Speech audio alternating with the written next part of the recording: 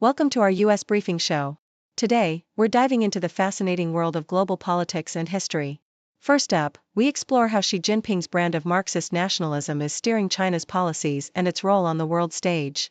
Kevin Rudd's new book offers a deep look into Xi's ideological worldview, revealing how it influences China's foreign policy and leadership style, with insights from international interviews. Next, we look at the concept of Homeland Security and how it has evolved into a powerful but sometimes misleading tool.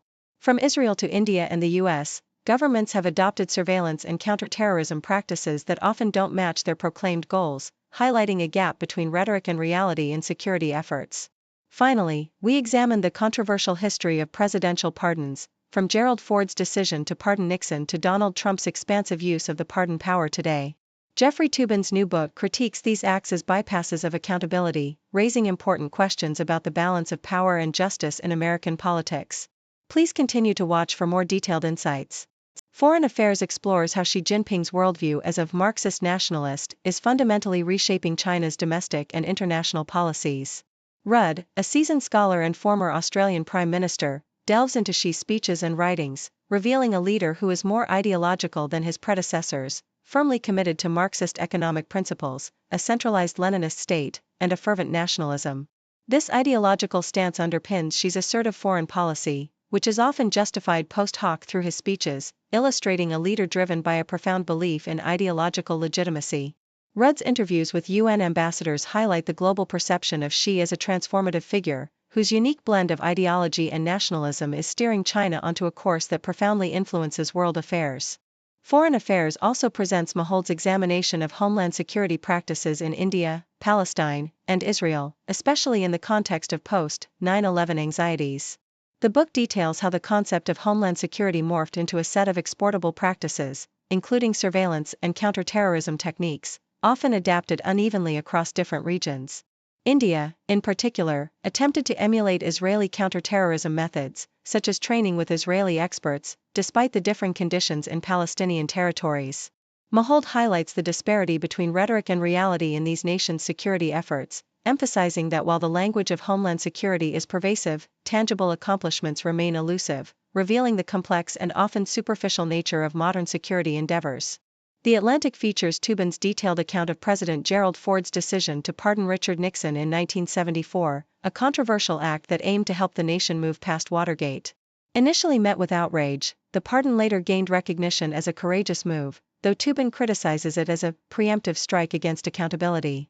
He dissects Ford's reasoning and the subsequent abuse of presidential pardon powers, culminating in the unprecedented pardoning of those involved in the January 6 Capitol attack by Trump.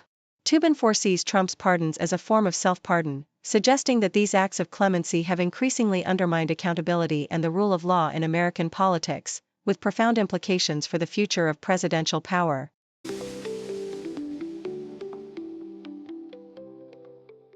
The Foreign Affairs article titled, "Making Sense of Slavery," provides a compelling exploration of America's complex relationship with slavery over the past 2 centuries. It vividly recounts pivotal moments, such as the infamous Dred Scott decision of 1857, and shines a light on lesser-known figures like George Washington Williams, a black historian whose work was later lauded by W.E.B. Du Bois as the greatest historian of the race. The narrative emphasizes the evolving perspectives of historians, highlighting the groundbreaking contributions of Saidiya Hartman and Annette Gordon Reed, who shifted focus from slaveholders' narratives to those of the enslaved, revealing the profound economic and moral entanglement of slavery in American history.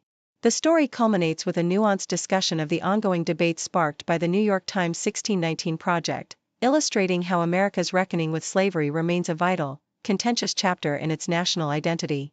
In The Challenge of the American Countries at the G20, Foreign Affairs captures the diverse perspectives of officials from Argentina, Brazil, Canada, Mexico, and the United States as they assess the G20's role in global governance. The article vividly describes the forum's success in crisis management, especially during the 2008 financial meltdown and the COVID-19 pandemic, emphasizing the strategic importance of this club of major economies. However, it also reveals tensions, as countries like Argentina, Brazil, and Mexico leverage the G20 to elevate their global standing and advocate for greater equity in resource distribution, often frustrated by the forum's sprawling agenda and numerous working groups.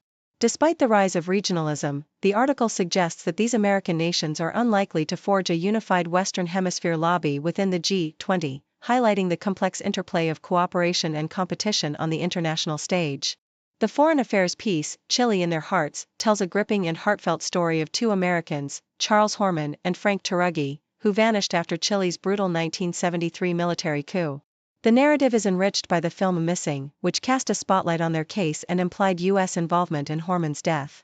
However, Dingus's meticulous investigation challenges this assumption, presenting compelling evidence that the U.S. government was not involved, despite the military's targeting of the two due to their left-wing activism. The story delves into the dark complexities of Cold War politics, suggesting that Horman and Turuggi's political commitments may have made them targets, while also criticizing the U.S. Embassy's failure to actively pursue their disappearances, possibly constrained by directives from Henry Kissinger to avoid criticizing Chile's military regime. This nuanced account underscores the ambiguities and moral dilemmas surrounding U.S. foreign policy during a tumultuous period of Latin American history.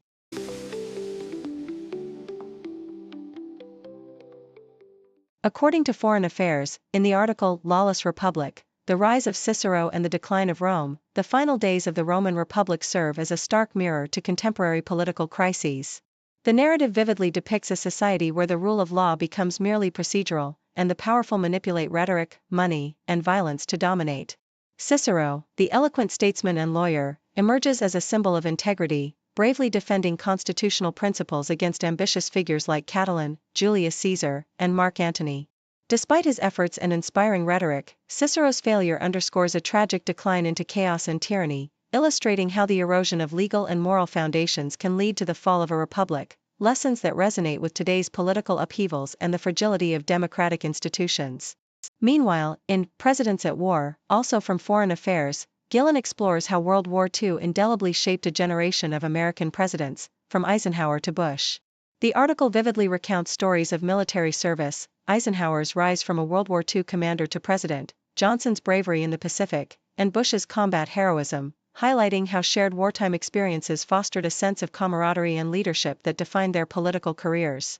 Notably, Nixon and Kennedy's naval service exemplifies how military records bolstered political ambitions, while Reagan's avoidance of combat contrasts sharply with the bravery of his peers. Gillen argues that this collective wartime background created a unique bond among these leaders, a cohesion that current politicians often lack, emphasizing how war's crucible forged not only military heroes but also the fabric of American leadership for decades. Thank you for tuning in. The content above showcases the latest briefing reports and analytical synopses, thoughtfully curated by the 6Do team. These insights stem from a wide array of reputable media outlets, think tanks, government sources, and specialized experts worldwide. We encourage you to explore these sources for a comprehensive perspective. Keep in mind that while the content may not always align with the official standpoint of 6Do Brief, it's not meant to be taken as absolute directives for decision-making. Comprising seasoned media professionals, learned scholars, and accomplished scientists, the 6Do team embodies a trailblazing, fully independent media entity. To customize 6Do Brief to meet your professional needs, you have the option to subscribe to a diverse array of briefings on our website, 6dobrief.com. Regardless of your location, you can conveniently receive 6Do Brief via email.